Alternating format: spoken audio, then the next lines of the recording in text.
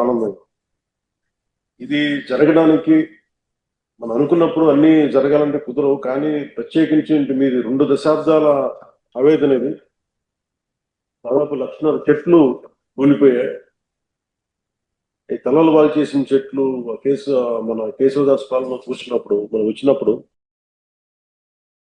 కోనసీమని కొబ్బరి తోట లేకుండా ఊహించాం. అలాంటి కోనసీమలో తలలేని మొండెంలాగా ఆ రోజు కనిపిస్తే చాలా బాధ అనిపించింది.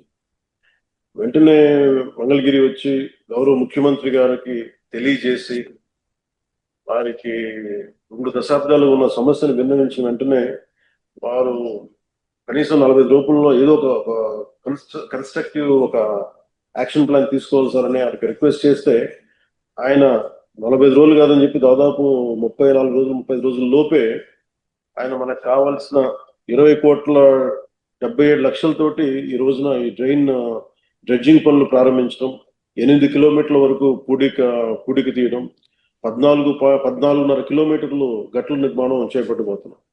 దీనికి అలాగే శంకరగుప్తం డ్రైన్ లో దాదాపు 600 ఎకరాలు ఉంది. కాదు 250 ఎకరాలు అన్యాక్రాంతం జరిగింది. అది మొన్న మీ దృష్టిలో కూడా నేను అది అడిగాను. దాన్ని కూడా కలెక్టర్ గారు ఒకసారి దృష్టిలో పెట్టుకోవాలి.